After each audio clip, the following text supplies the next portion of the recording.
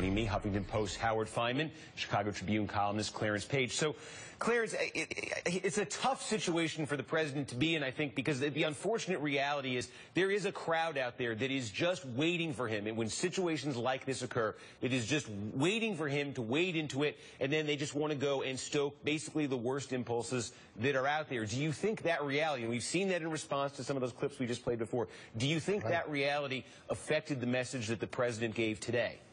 Well, even before he gave his message today, Steve, I was wondering how long will it take before the first right-winger comes along to accuse President Obama of dividing Americans by race.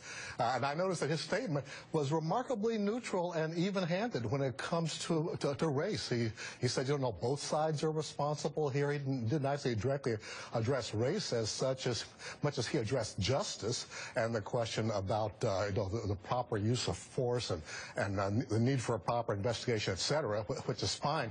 But look at the contrast with his statements about Zimmerman or Trayvon or about Henry Louis Gates, where he was kind of, in my view, talking to Black America, reassuring Black America that they will get some measure of justice and even-handed from this president. And that was immediately interpreted by Newt Gingrich and a number of other people on the right as dividing Americans by race. Hey, it's already divided. Look at the footage out of Ferguson. Yeah, well, I mean, so Howard, that actually, what Clarence is talking about there jumped out at me, too, the difference between 5 years ago calling the police in Cambridge saying they had acted stupidly versus the tone that he struck today. Is that a result at all of, it always struck me that when he made that statement 5 years ago, the White House was caught off guard a little bit by the backlash that stirred up in some quarters. Is it a result of that backlash and other backlashes like it that we have today's statement? Well, race is, in a way, both the special historical privilege of the president to discuss, but also a tricky burden for him to bear. Because, as you point out, anytime he speaks on this, the temptation is to say he's speaking either for or specifically to the African-American community.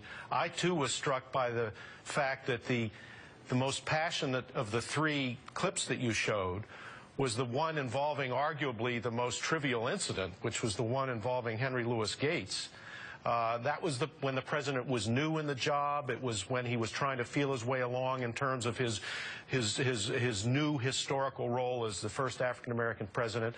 By the one you saw today, it was businesslike. It was cautious. It addressed both sides. It also made a very important point about the press. We didn't play that part of the clip, but my colleague Ryan Riley is a great reporter, and he wanted to emphasize the fact that he was a citizen as well as a reporter.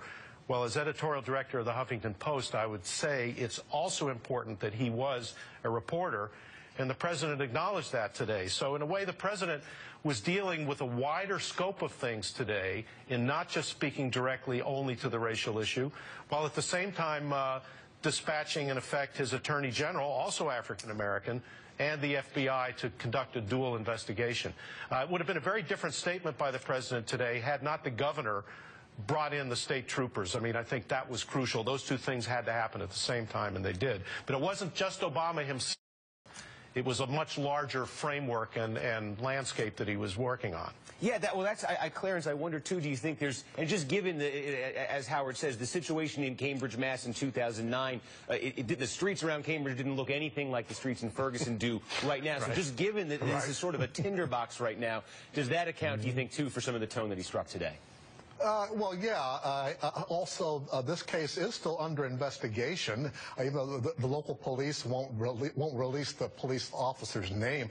I mean, this whole deal has been handled terribly by the local police. Since I'm not running for office, I'll say it was handled stupidly by the local police. They still, even today, the police chief sounded like he wasn't sure of who was in charge. And I'm sort of saying, you're the chief. You don't know who's doing what out there. And I mean, thank goodness the governor finally brought in the state police to help reassure people out there. He's being criticized for waiting so long. So President Obama didn't want to step right in the middle of all this. Kind of reminded me of Richard Nixon commenting on the Manson trials. Yeah. He thought it was best just to stay back and not say anything. No, definitely. Well, thank you to Howard Fineman, Clarence Page. Appreciate that, and we'll be right back after this.